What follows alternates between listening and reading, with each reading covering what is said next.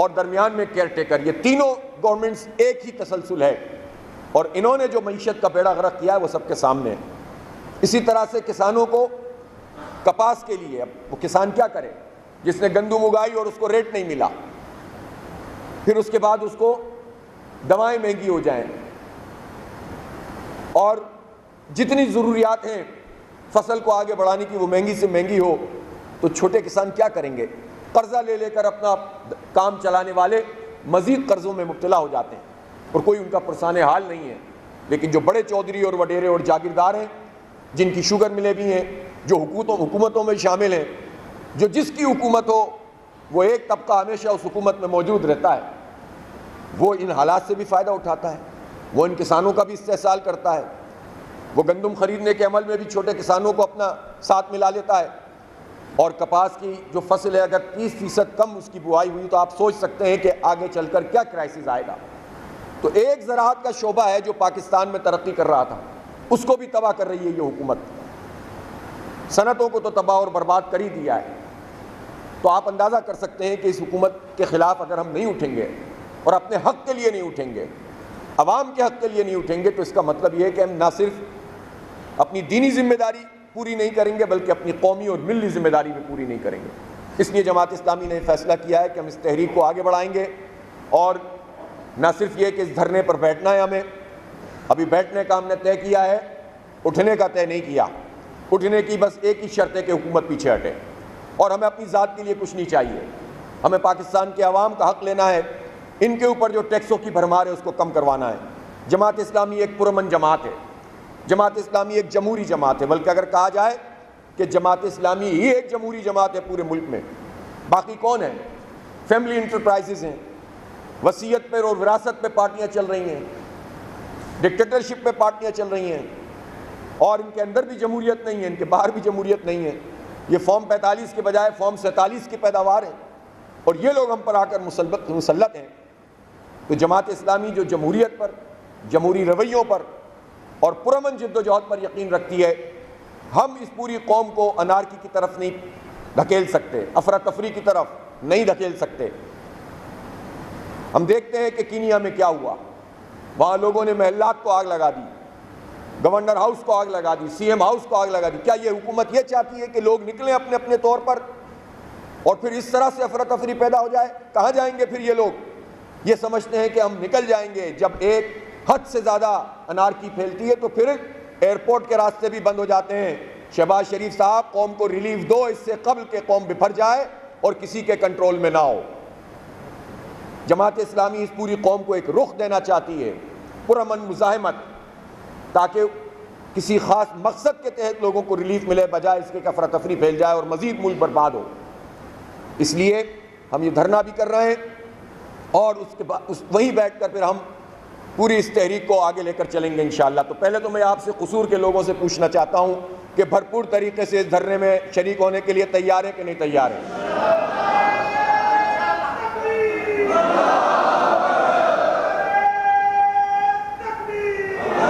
ضلع قصور سے ہزاروں لوگوں کا قافلہ وہاں پہنچنا چاہیے، اسلام آباد پہنچیں گے کہ نہیں پہنچیں گے انشاءاللہ؟ نوجوانوں کو لے کر آئیں۔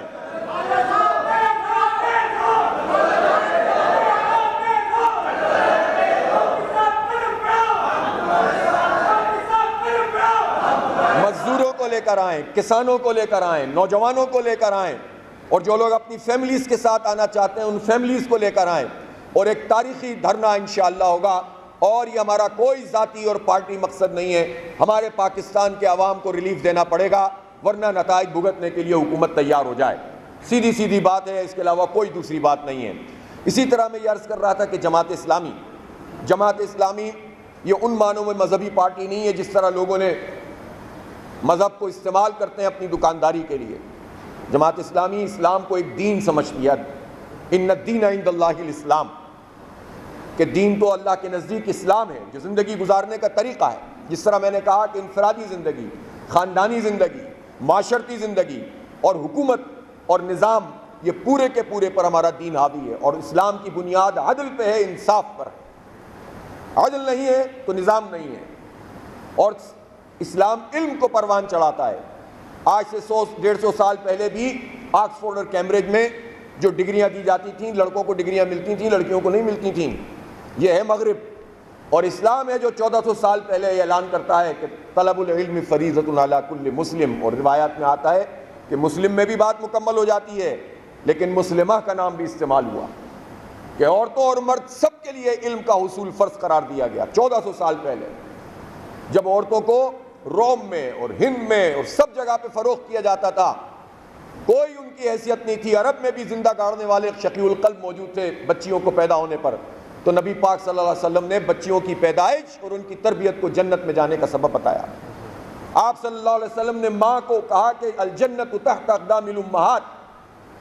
رسول پاک صلی اللہ علیہ وسلم نے، اللہ تعالیٰ نے جو دین دیا وہ ہم تک پہنچایا، اور اس میں یہ طے پایا کہ عورتوں کو وراثت میں حق ملے گا۔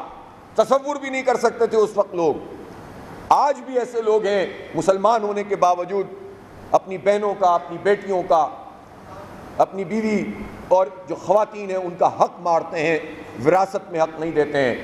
جماعت اسلامی وہ نظام چاہتی ہے کہ جس میں یہ وراثت ہماری خواتین کو پوری ملے، اور جو اپنی بیٹی اور اپنی بہن کو وراثت میں حصہ نہیں دیتا وہ کسی عہدے پہ نہیں ہو سکتا، چاہے وہ کوئی بیوروکریٹ ہو، چاہے فوج کا جرنیل ہو، چاہے وہ کوئی سیاستدان ہو، کسی سرکاری عہدے پہ وہ فرد نہیں بیٹھ سکتا کہ جو اپنی بہن اور اپنی بیٹی کو وراثت میں حق نہیں دے سکتا۔ ہم یہ تحریک لے کر چل رہے ہیں، ہم عزت دلانا چاہتے ہیں اپنی بہنوں کو اور ماؤں کو اور بیٹیوں کو۔ جو ہیرسمنٹ ان کے خلاف ہوتی ہے اس کے خلاف ایک پورا ہمارے پاس نظام موجود ہے کہ جس میں کس طرح ہم اپنی بچیوں کو محفوظ کر سکتے ہیں۔ ہم تو بغیر کسی حکومت کے اور اقتدار کے بنو قابل کے نام سے ہزاروں بچوں کو، نوجوانوں کو، لڑکوں اور لڑکیوں کو فری آئی ٹی ایجوکیشن دے رہے ہیں۔ ہمارے ماتے چلنے والے اسکولوں میں ہزاروں نہیں لاکھوں کی تعداد میں بچوں کو تعلیم دی جا رہی ہے۔ ہمارا بس نہیں چلتا کہ پاکستان کے ہر بچے کو کوالٹی ایجوکیشن دیں اور فری ایجوکیشن دیں۔ اس کے لیے ریاست اور حکومت میں آنا ضروری ہے، کیونکہ وسائل حکومت کے پاس ہوتے ہیں، بجٹ حکومت کے پاس ہوتا ہے، قوت نافذہ حکومت کے پاس ہوتی ہے۔ ہم تو سمبولک کام کر سکتے ہیں۔ لہٰذا ہم یہ چاہتے ہیں کہ ہماری قوم کے ہر ہاری کا اور ہر مزارے کا اور ہر کسان کا یہ حق ہے کہ اس کے بچوں کو معیاری تعلیم ملے، ایک جیسی تعلیم ملے۔ تعلیم کا ایک نظام چاہیے، طبقاتی نظام نہیں چاہیے کہ غریب کے لیے الگ، مڈل کلاس کے لیے الگ اور امیر کے لیے الگ تعلیم ہوگی۔ کیوں ہوگی الگ؟ ایک ملک ہے، ایک نظام ہے، ایک دستور ہے، تو تعلیم بھی سب کو ایک ملے گی۔ طبقاتی نظام ختم کریں گے انشاءاللہ تعالی، یہ ہماری تحریک ہے۔ اور اپنے ہی نظام تعلیم میں انشاءاللہ دینی تربیت بھی کریں گے، اخلاقی تربیت بھی کریں گے، اور دنیا کو چلانے کی صلاحیت بھی پیدا کریں گے۔ یہ سب ہو سکتا ہے۔ اسی طرح سے ہم یہ چاہتے ہیں کہ یہ جو صحت کے شعبے میں لوٹ مار مچی ہوئی ہے، ابھی بجٹ میں بنیادی ضرورت کی ادویات مہنگی ہو رہی ہیں، ادویات کا جو خام مال ہے، را مٹیریل ہے، اس کے اوپر مزید ٹیکس لگا دیے۔ پھر اس کے بعد انہوں نے کمپنیوں کو کہہ دیا کہ اب جتنے چاہے مرضی آپ قیمت بڑھا سکتے ہیں، تو غریب لوگ کہاں جائیں گے؟ دوائیں کہاں سے خریدیں گے؟ سرکار کتنی اسپتالوں میں دوائیں دے رہی ہے ہمیں، کہاں پر جو چیزیں مل رہی تھیں وہ بھی نہیں مل رہی ہیں۔ اب ڈاکٹرز پورے نہیں ہیں، لوگ ملک چھوڑ کے جا رہے ہیں حالات کی وجہ سے۔ تنخواہ دار لوگوں کے اوپر ٹیکسوں کی بھرمار کی ہے، جو پیشہ ورانہ صلاحیتوں کے حامل لوگ ہیں وہ ملک چھوڑ رہے ہیں۔ 119% لوگ زیادہ چلے گئے پچھلے سال، اس سے پچھلے سال کے مقابلے میں۔ جب انجینئرز چلے جائیں گے، ڈاکٹرز چلے جائیں گے، آئی ٹی اسپیشلسٹ چلے جائیں گے، چارٹرڈ اکاؤنٹنٹ چلے جائیں گے، کون چلائے گا ملک؟ تو یہ ظالم طبقہ آئی ایم ایف کے کہنے پہ جو بجٹ بنا رہا ہے، کہتے ہیں کہ مجبوری ہے ہماری۔ کیا مجبوری ہے تمہاری؟ جتنا سود دینے میں، یوں سمجھ لیں کہ 87% جو انکم ہے آپ کی ٹیکسوں کے ذریعے سے ہو، اس کا 87% صرف قرضہ دینے میں نہیں، سود دینے میں ادا ہو رہا ہے۔ آپ اندازہ تو لگائیے۔ اس سودی نظام کے تحت ہمارے اس 25 کروڑ لوگوں کو انہوں نے رکھا ہوا ہے، تو ہم تماشا نہیں دیکھ سکتے۔ میں مختصراً آپ سے بس یہ کہنا چاہتا ہوں کہ 12 تاریخ سے ہمارا یہ دھرنا شروع ہوگا، لیکن اس کی تیاری کیجیے۔ جب یہاں سے آپ جائیں گے تو اپنے علاقے میں کیمپ لگائیں گے اور لوگوں کو رجسٹر کریں گے کہ کون کون جو ہے وہ اسلام آباد جائے گا۔ کریں گے کہ نہیں کریں گے انشاءاللہ؟ اور وہاں پر جا کر ہم بیٹھ جائیں گے، اور پھر وہیں پر بات ہوگی کہ آئندہ اس ملک کا نظام یا تو اس طرح چلنا ہے لوٹ مار کے ذریعے، یا اس طرح چلنا ہے کہ لوگوں کو ریلیف دو گے۔ ریلیف دو گے تو پھر جو ہے وہ بات ہوگی، ریلیف نہیں دو گے تو اس احتجاج کو وہاں بیٹھ کر پورے پاکستان میں پھیلائیں گے انشاءاللہ۔ یہ جماعت اسلامی ہے، یہ پرائم منسٹر صاحب اور مسلم لیگ نون اور یہ پی پی اور ایم کیو ایم، یہ جو فارم 47 کی پیداوار بوٹ پالیسی ہے، یہ جو ہم پر مسلط ہیں، یہ اچھی طرح سے سن لیں کہ اب انہیں ریلیف دینا پڑے گا پاکستان کے عوام کو، پاکستان کے نوجوانوں کو، صنعت کاروں کو، مزدوروں کو، کسانوں کو، طالب علموں کو، ورنہ اس طرح سے معاملہ نہیں چل سکتا۔ تو اس کے لیے انشاءاللہ یہ تحریک آگے بڑھے گی اور اللہ نے چاہا تو انشاءاللہ اپنی منزل پر پہنچے گی۔ آپ سب لوگوں کی تشریف آوری کا شکریہ۔ آپ 2 دن مزید یہاں پر رہیں گے، آپ کی یہاں پر تربیت کا اور بھی انتظام ہوگا۔ اللہ تعالیٰ آپ کو، آپ کا یہ سفر بھی اور آپ کی یہاں موجودگی بھی، آپ کی یہ تربیت گاہ بھی باعث برکت بنائے۔ بہت شکریہ۔ وآخر دعوانا الحمدللہ رب العالمین۔ کچھ سوالات کے لیے جو ہمارے ساتھ، جی بٹی صاحب۔ جی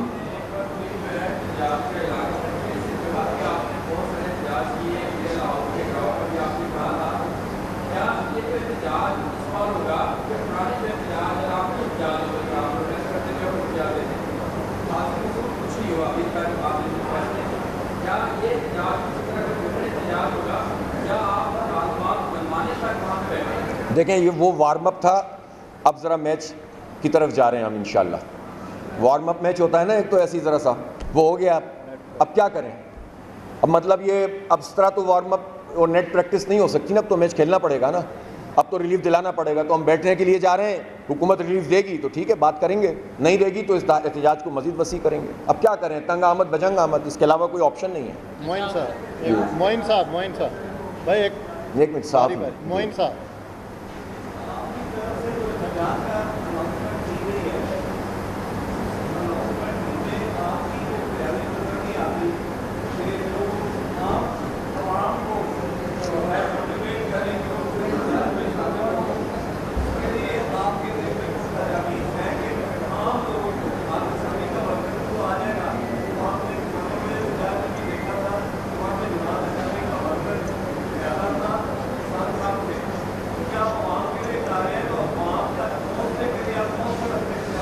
دیکھیں، ہم نے اس کی پوری تیاری کے لیے بیچ میں جو 10-12 دن رکھے ہیں وہ رکھے ہی اس لیے ہیں کہ اب جیسے یہ تو خیر ایک ضلع سے آئے ہوئے لوگ ہیں، اس کے بعد دوسرا ضلع، تیسرا ضلع، یہ ہمارے یہاں مسلسل چلتا رہتا ہے۔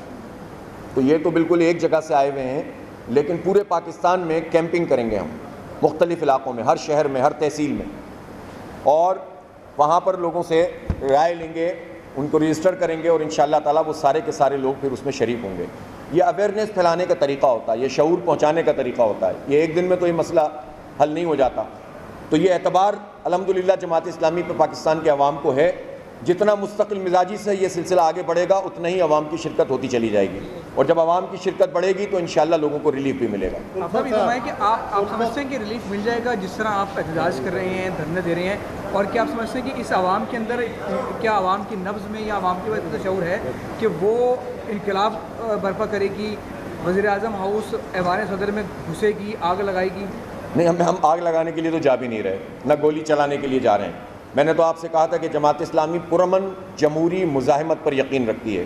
اب فیصلہ حکومت کے ہاتھ میں ہے کہ وہ کیا کرنا چاہتی ہے۔ ہم تو پرامن طریقے سے جائیں گے، بیٹھیں گے اور اپنے احتجاج کو وسیع کریں گے، اور اللہ نے چاہا تو انشاءاللہ نتائج کو حاصل کریں گے۔ ہم ریلیف چاہتے ہیں لوگوں کو، ہمارا کوئی ذاتی مقصد نہیں ہے۔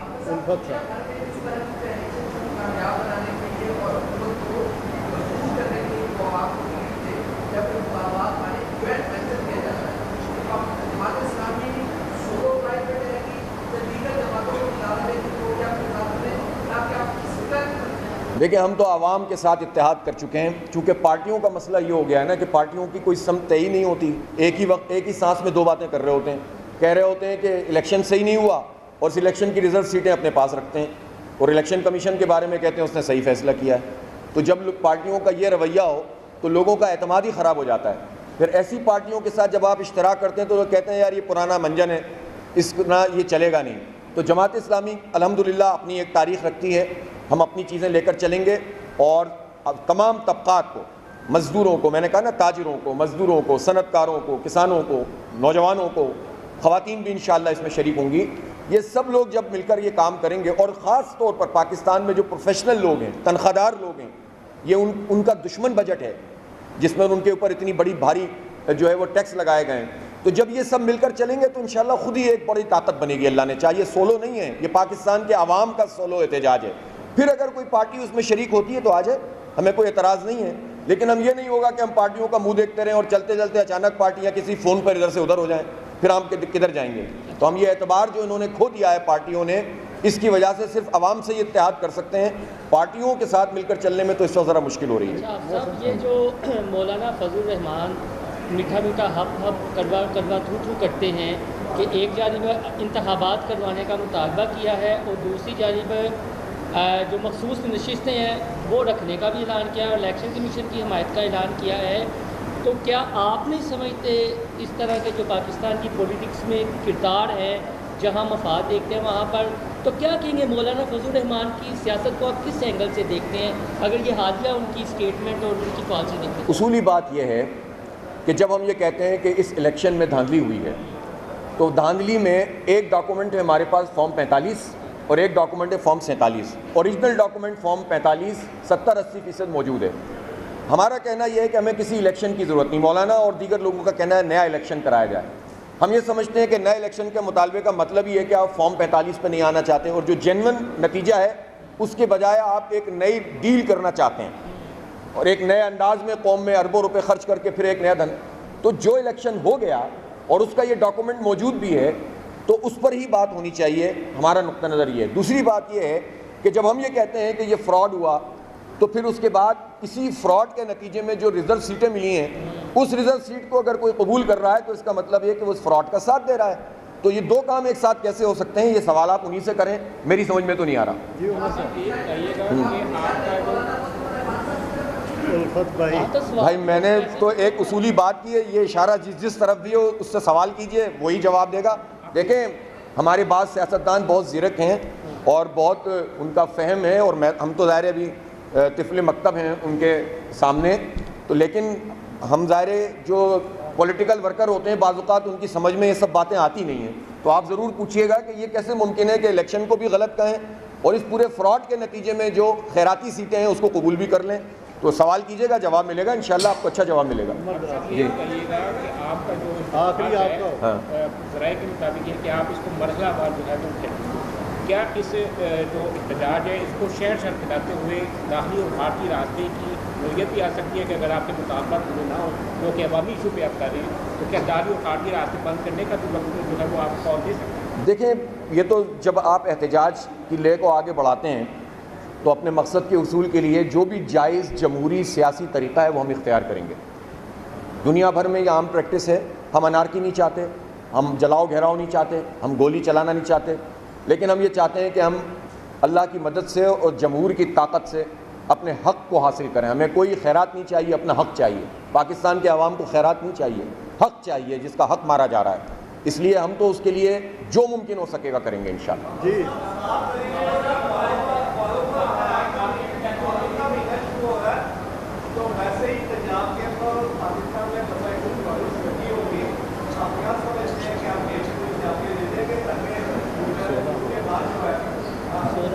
نہیں, 12 تاریخ کو تو ظاہر ہے کہ 10 محرم نہیں ہوگا, اور ظاہر ہے کہ ہم تمام جتنے بھی ایسے مقدس ایام ہیں ان سب کا احترام کرتے ہیں, اور لیکن ظاہر ہے امام حسین رضی اللہ تعالیٰ عنہ کی پوری جد و جہد حق کی بالادستی کی جد و جہد ہے. اللہ کے راستے میں کھڑے ہوئے, وہ حق کی بنیاد پر کھڑے ہوئے, قیام کیا انہوں نے, مقاومت کی. یہ کوئی مذہبی وہ تھوڑی ہے, رسم تھوڑی ہے, ان کا تو پیغام ہی حق کی بالادستی کی جد و جہد کا ہے. اس لیے تو ایسے تو سارے واقعات جو اہل حق ہوتے ہیں ان کی انسپریشن کے لیے ہوتے ہیں, ان کے جذبات کو بڑھانے کے لیے ہوتے ہیں. تو ایسی کوئی چیز تو رکاوٹ نہیں بنتی ہے. البتہ ہم یہ سمجھتے ہیں کہ دفعہ 144 تو حکومتیں پہلے بھی لگاتی رہی ہیں, تو یہ جو نہ ان کی یہ رسم نہیں ہے اور نہ ہماری یہ جد و جہد جو ہے وہ کوئی نئی ہے. ہم تو عادی ہیں حکومتی ہتھ کنڈوں کے مقابلے میں ڈٹ کر کھڑے ہونے کے, اور کافی عرصے سے یہ سلسلہ چلا نہیں ہے. تو انشاءاللہ ہمارے کارکنان بھی اور عوام بھی, ان کی بھی تربیت ہو جائے گی. تو اگر حکومت ٹھیک سے چلنے دے گی تو ٹھیک ہے, نہیں کرنے دے گی تو پھر حکومت کو بھی پتہ چل جائے گا کہ جماعت اسلامی تو پھر جماعت اسلامی ہے اور انہیں بھگتنا پڑے گا. آخری جی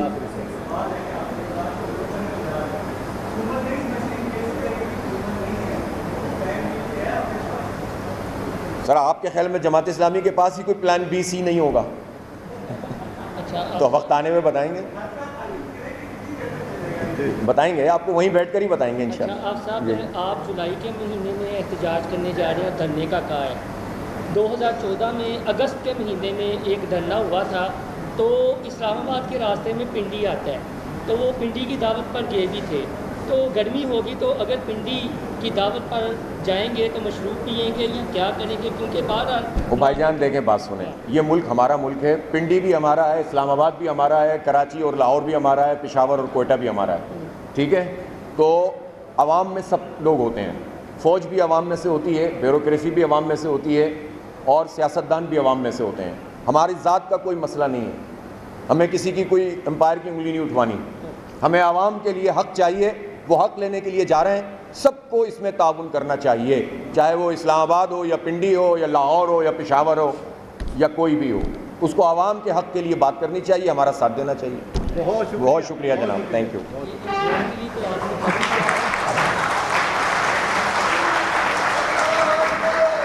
جزاک اللہ جی۔ یہ شرکاء تربیت گاہ ابھی انشاءاللہ ہمارا وقفہ ہوگا، نماز مغرب کے فوری بعد ہمارا دوسرا پروگرام یہیں پہ ہوگا، سارے ساتھی وقت سے پہلے یہاں پر پہنچ جائے، نماز مغرب کے